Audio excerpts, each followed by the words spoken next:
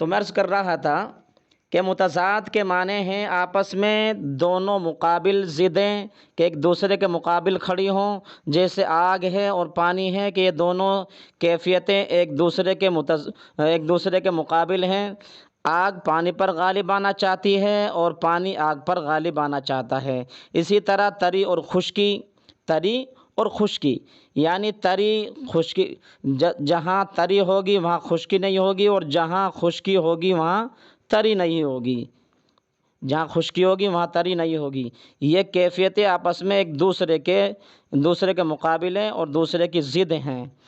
تو صاحب کتاب نے علامہ ابن سینا کی تعریف میں لکھا ہے کہ علامہ ابن سینا نے جو تعریف فرمائی مزاج کی، وہ تعریف یہ ہے کہ مزاج ایسی کیفیت ہے جو عناصر کی متضاد کیفیتوں کے تفاعل سے، یعنی آپس میں ملنے سے پیدا ہوتی ہے۔ جی، آپ پڑھ چکے ہیں کہ انسان 4 ارکان سے بنا ہے: پانی، مٹی، ہوا اور آگ۔ ان میں سے ہر ایک کی کیفیت بھی اللہ تعالیٰ نے الگ الگ بنائی ہے۔ پانی میں تری، مٹی میں سردی، ہوا میں خشکی اور آگ میں گرمی پائی جاتی ہے۔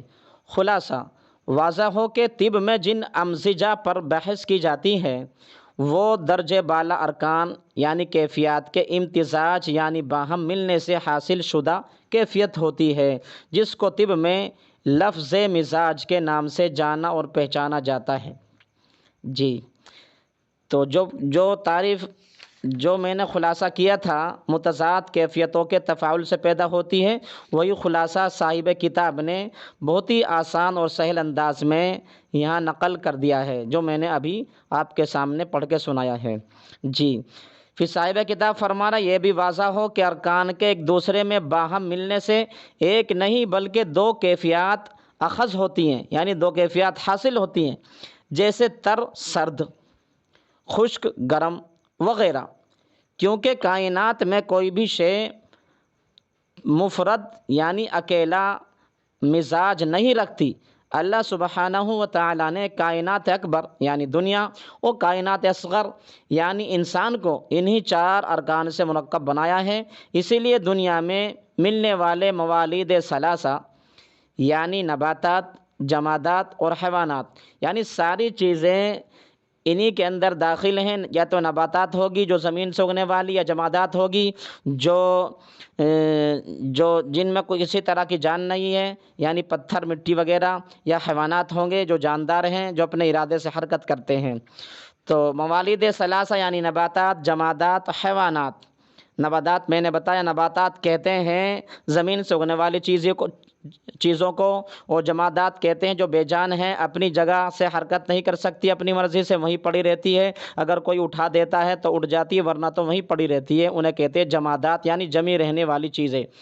حیوانات کہتے ہیں جاندار کو، یعنی جاندار مخلوق ہے اللہ تعالیٰ نے پیدا فرمائی، چاہے وہ انسان ہو، انسان کے علاوہ دیگر جانور وغیرہ ان میں شامل ہے۔ یعنی ان تمام چیزوں میں اللہ تعالیٰ نے 2 کیفیتیں رکھی ہیں۔ اقسام کی مزاج۔ جی، اقسام کی قسمیں۔ جب تک ہم اقسام کی مزاج کی قسمیں نہیں سمجھیں گے، جب تک ہم مزاج کی قسمتیں ذہن نشی نہیں کریں گے تو تشخیص ہو ہی نہیں سکتی۔ مریض کے مرض کی تشخیص اسی وقت ممکن ہے جب ہم مزاج کی قسموں کو جانتے ہوں اور انہیں پہچانتے ہوں۔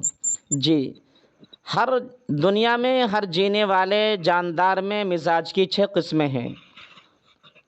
ہر جاندار کے مزاج میں 6 قسمیں پائی جاتی ہیں۔ نمبر 1 تر سرد، نمبر 2 خشک سرد، نمبر 3 خشک گرم، نمبر 4 گرم خشک، نمبر 5 گرم تر، نمبر 6 تر گرم۔ یہ آپ لوگوں کے ذہن نشین ہونی چاہیے۔ اس کی ایک صورت میں نے نکالی ہے بڑی عرق ریزی کے بعد کہ تر سے مراد تری یعنی بھیگی ہوئی چیز، گیلی، اور سرد سے مراد ٹھنڈی۔ تو تر کے ساتھ میں پہلے سرد لگایا، یعنی ٹھنڈی، وہ بھیگی ہوئی اور ٹھنڈی ہوئی چیزیں، یہ کیفیت ہے۔ پھر اس کے ساتھ میں تر کی ضد آتی ہے خشک، تر کی ضد آتی ہے خشک، تو پھر جو ہے خشک کو سرد کے ساتھ میں جوڑ دیا، خشک سرد، تو آسانی کے یاد کرنے کی آسانی کے لیے بڑی آسان ہے، اور دوسرے مرض میں بھی ایسے ہی استعمال ہوتی ہے، اس لیے صاحب کتاب نے اس انداز میں اس کو تحریر فرمایا ہے۔ جی، تر سرد، خشک سرد، آپ یہ ذہن نشین کریں، میں آپ کے ذہن نشین کرانا چاہتا ہوں تاکہ یہ ہمارے ذہنوں میں بیٹھ جائے اور پھر انشاءاللہ آگے کیفیتوں کو سمجھنے میں آسانی ہو، مزاج کو سمجھنے میں آسانی ہو۔ جی، تر سرد، خشک سرد، پھر آگے صاحب کتاب نے خشک لیا ہے، خشک گرم اور گرم خشک، خشک گرم اور گرم خشک۔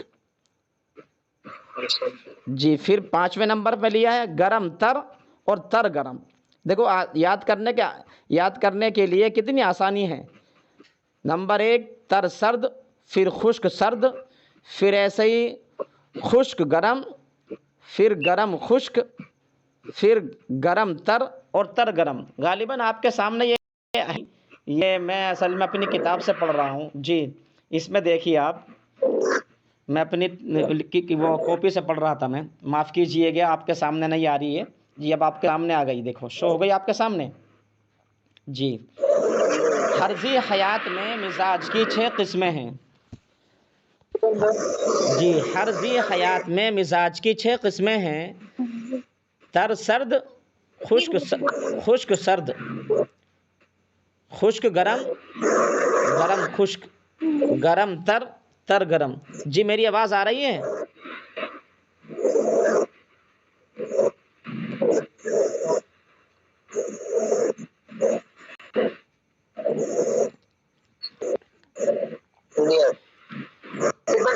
آ رہی میری آواز؟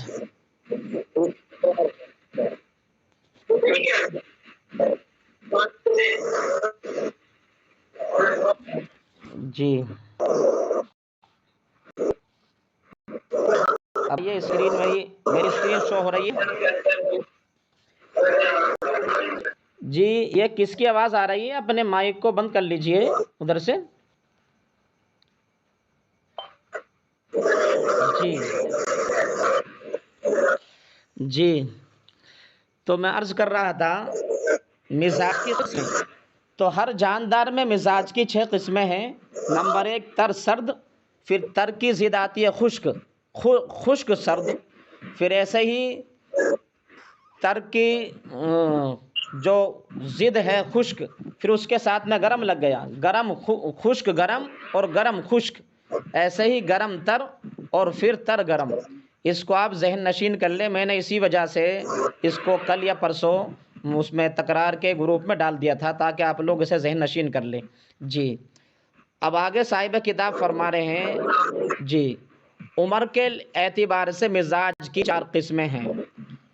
عمر کے اعتبار سے مزاج کی 4 قسمیں ہیں، لیکن آپ نے اوپر لکھا ہے عمر کے اعتبار سے مزاج کی تقسیم، اور اس میں پھر نوٹ دیا ہے، جو نوٹ ہے کہ یہ قاعدہ کلیہ نہیں ہے، جیسا کہ بالعموم کے لفظ کی وضاحت سے ظاہر ہے۔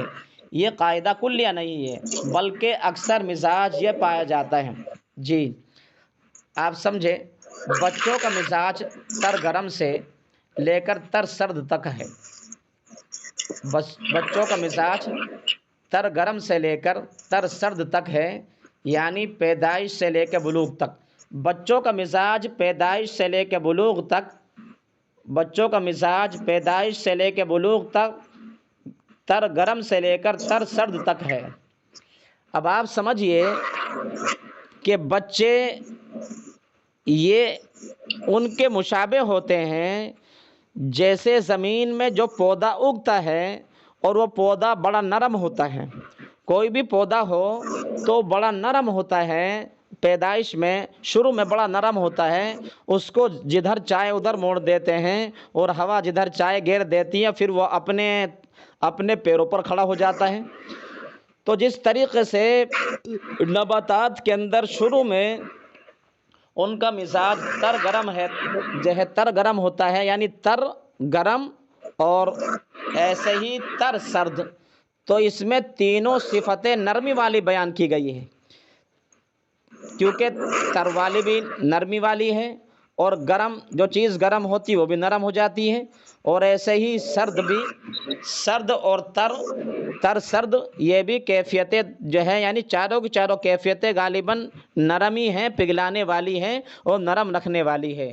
تو بچے بڑے الوائے ہوتے ہیں، اور بچوں کے اندر بنسبت بڑوں کے، مردوں کے کیلشیم زیادہ ہوتا ہے، کیونکہ وہاں کیلشیم کی جو ہے پیداوار ہوتی رہتی ہے، اسی وجہ سے بچے اوپر نیچے سے گرتے رہتے ہیں، ان کے چوٹ وغیرہ نہیں لگتی، اگر لگ بھی جاتی تو بہت جلدی بھر جاتی ہے، اور ان کو احساس بھی اس کا کم ہوتا ہے۔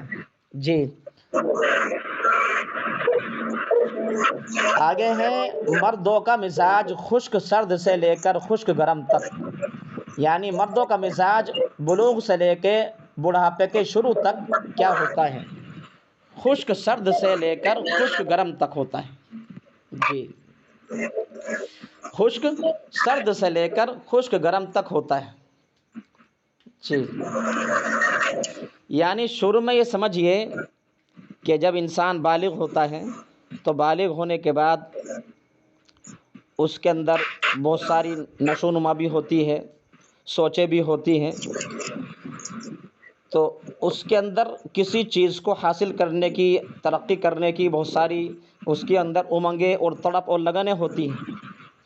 تو یہ سمجھو یہ تڑپ لگن جو ہوتی ہے یہ خشکی کے مزاج ہی کی وجہ سے ہوتی ہے، خشکی کی مزاج ہی کی وجہ سے ہوتی ہے۔ اور پھر آپ نے دیکھا کہ ہر آدمی اپنی لگن تڑپ میں اتنا منہمک ہو جاتا ہے کہ ارد گرد کے ماحول سے بے خبر ہو کے اپنے کام سے ہی مطلب رکھتا ہے، اپنے کام سے ہی مطلب رکھتا ہے، دیکھا نہیں آپ نے، اپنے کام سے ہی مطلب رکھتا ہے۔ تو یہ سرد کی کیفیت ہے، یہ کیفیت سرد کی ہے۔ بہرحال مردوں کا مزاج بلوغ سے لے کر بڑھاپے تک خشک سرد سے خشک گرم تک رہتا ہے۔ پھر اسی طرح عورتوں کا مزاج الگ بتایا، کیونکہ عورتیں اور مرد دونوں کا مزاج الگ الگ ہوگا۔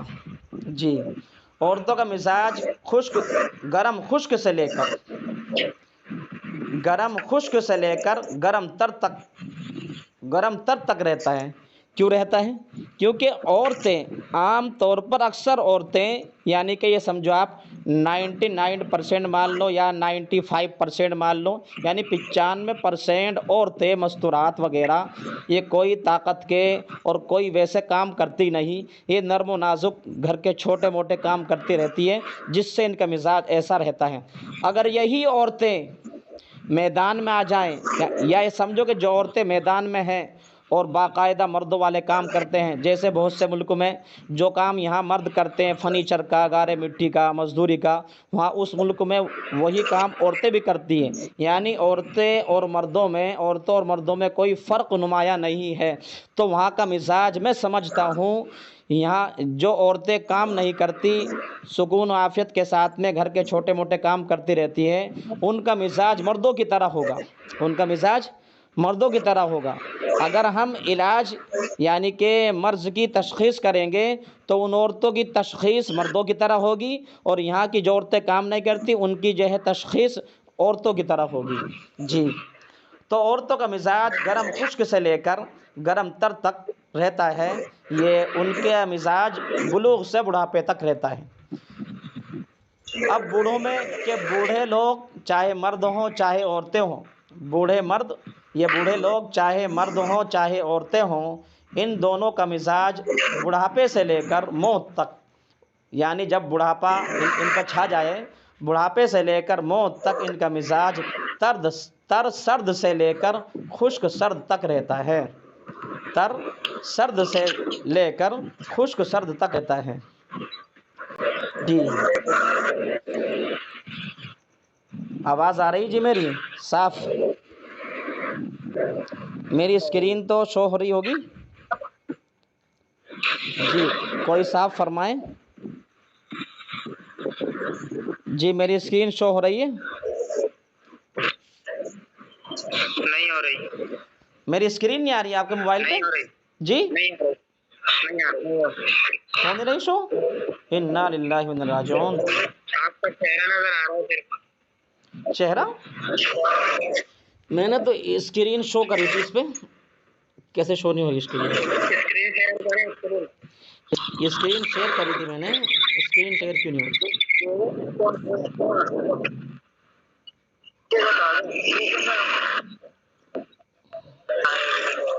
جی اب بتائیے اسکرین آئی ہے؟ جی اب نظر آ رہی ہے۔ اوہو، آپ نے پہلے مجھے خبردار نہیں کیا، میں معافی چاہتا ہوں، میں نے دھیان نہیں دیا بالکل بھی۔ میں نے اصل میں بیچ میں سے کاٹ دی تھی اسکرین کو اور آپ لوگوں کو دیکھنے لگا تھا، یہ ہوا ہے۔ جی میں معافی چاہتا ہوں، یہ بہت برا ہوا ہے، ایسا نہیں چاہیے تھا۔ جی تو مزاج یہ آئے، مزاج، جی مزاج کی قسمیں اب آپ کے اسکرین پہ نظر آ رہا ہے؟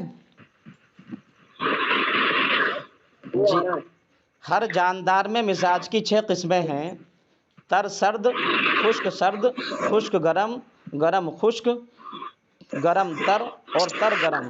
جی یہ 6 قسمیں پائی جاتی ہیں۔ یہ 6 قسمیں ہر حکیم کو اور طبیب کو یاد ہونا ضروری ہے۔ اس طرح یاد ہونا ضروری ہے کہ اگر آدمی سو رہا ہو اور اسے اچانک اٹھا کر پوچھا جائے کہ ہر انسان کے مزاج میں کتنی قسمیں ہوتی ہیں تو فوراً ایک دم سے بول دے وہ ازبر، اسے ایسا یاد ہو کہ جیسے اسے اپنا نام یاد ہوتا کہ تمہارا نام کیا ہے۔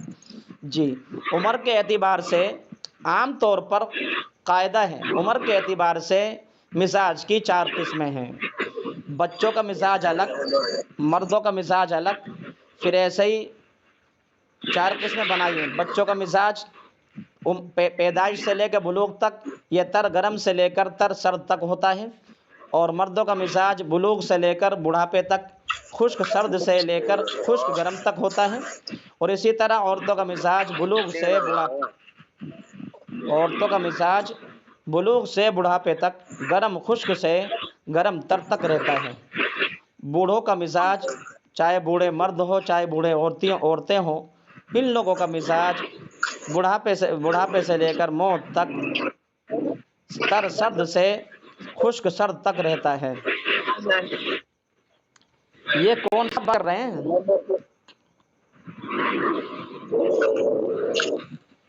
یہ کون سا آپ بات کر رہے ہیں؟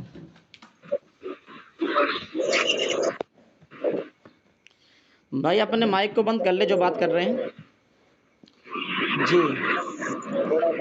اب یہ آیا ہے اخلاط۔ اخلاط کیا چیز ہے؟ اخلاط کسے کہتے ہیں؟ اخلاط کا لغوی معنی، ارے تنویر بھائی آپ لوگ اپنے مائک کو ادھر سے بند کر لیجئے، برائے مہربانی آپ سے میں ادباً درخواست کر رہا ہوں۔ جن صاحب کا مائک کھلا ہوا ہے اور وہاں شور ہو رہا ہے، برائے مہربانی اپنے موبائل کے مائک کو بند کر لیجئے۔ بھائی سب مائک بند کرنے اپنے صرف ایک ہی مائک چالو رہنے دیں۔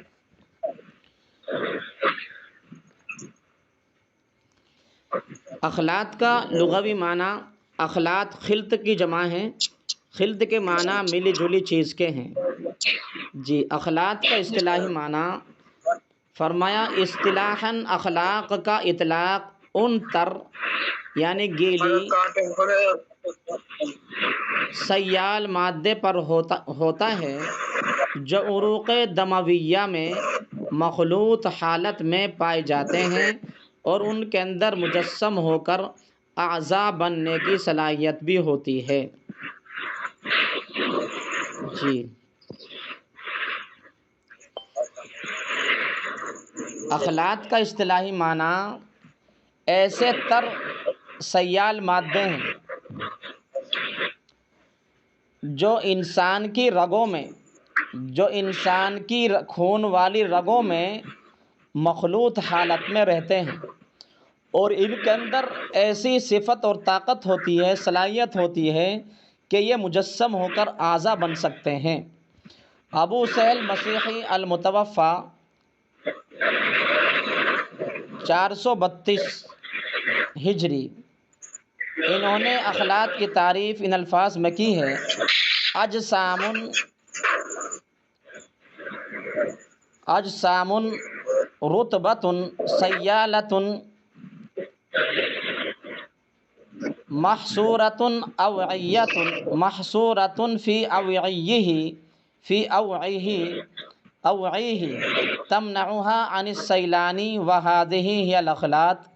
اجسام و رطب سیال ہیں، یعنی وہ تر سیال ہیں جو برتنوں یعنی عروق دمویہ کے اندر بند ہیں، جو انہیں بہنے سے روکتے ہیں، اور انہی کا نام اخلاط ہے۔ اخلاط کی پیدائش کہاں ہوتی ہے؟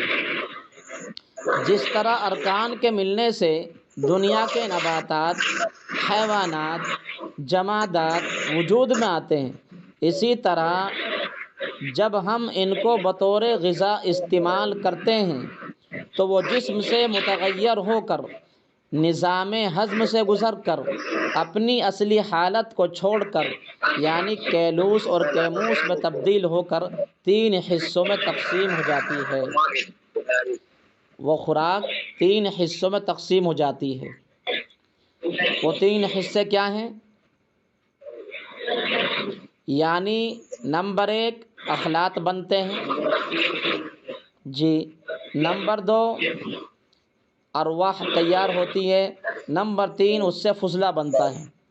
اخلاط اور ارواح یہ انسان کے بدن میں رہتے ہیں، اور جو فضلہ ہوتا ہے وہ انسان کے بدن سے خارج ہو جاتا ہے، کچھ تو پیشاب کے راستے سے، کچھ پاخانے کے راستے سے، اور کچھ پسینے کے دوارے، اور کچھ ایسے ہی ناک اور منہ کے دوارے وہ فضلہ باہر ہو جاتا ہے جی۔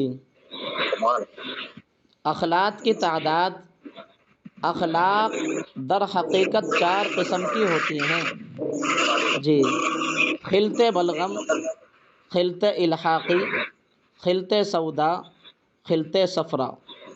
جس کے بننے کی ترتیب کچھ اس طرح ہے: تر سرد اور تر گرم کیفیت کی حامل اغذیہ و اشیاء کھانے سے خلط بلغم بنتا ہے، خلط بلغم بنتی ہے۔ خشک سرد اور خشک گرم کیفیت کی حامل غذاؤں کو کھانے سے خلط سودا بنتی ہے، اور گرم خشک اور گرم تر کیفیت کی حامل غذاؤں کو کھانے سے خلط صفرا بنتی ہے۔ امید ہے کہ آپ نے غور کیا ہوگا کہ درجہ بالا ترکیب میں خلط الحاقی کا ذکر نہیں کیا گیا، تو اس تعلق سے ایک بڑا نقطہ اور راز سمجھ لے۔ وہ راز یہ ہے کہ ہم کسی بھی مزاج کی غذا استعمال کرتے ہیں تو اس سے کچھ نہ کچھ الحاقی مادے بھی پیدا ہوتے ہیں۔ ہاں اتنا ضرور ہے کہ خشک سرد اغذیہ سے الحاقی مادہ ذرا زیادہ بنتا ہے۔ الحاقی مادے کیا ہوتے ہیں جی؟ الحاقی مادے کیا ہوتے ہیں معلوم ہے؟ یہ سمجھو الحاقی مادے وہی ہڈیاں، کریاں، رباط، اوتار وغیرہ ہیں۔ الحاقی مادے ہڈیاں، کریاں اور اوتار، رباط وغیرہ ہیں، وہی ہیں۔ ایک غلط فہمی کا ازالہ، ذہن نشین فرما لیں کہ ہر غذا اور ہر شے سے صرف ایک ہی خلط پیدا نہیں ہوتی، بلکہ اس کی بناوٹ میں چاروں ارکان کم اور بیش شامل ہوتے ہیں، لہذا ان کے استعمال سے چاروں اخلاط اسی نسبت سے بنتے ہیں جس نسبت سے اس شے میں کیفیات یعنی ارکان شامل ہوتے ہیں۔ مثلاً کوئی شے گرم تر کیفیت کی حامل ہے تو اس کے کھانے سے صرف خلط صفرا ہی نہیں بنے گی، بلکہ گرم کیفیت کے ساتھ تر کیفیت بھی ہے، اس لیے اس سے کچھ بلغمی رطوبت بھی بنے گی، اور اس کے علاوہ اس سے خلط الحاقی اور خلط سودا بھی بنے گی، لیکن بہت ہی کم، چونکہ دونوں اخلاط ان سے کم بنتی ہے، جس وجہ سے جسم کی ضرورت پوری نہیں ہو پاتی، اس لیے خلط الحاقی کا نام بھی نہیں لیا جاتا، خلط الحاقی کا نام بھی نہیں لیا جاتا جی۔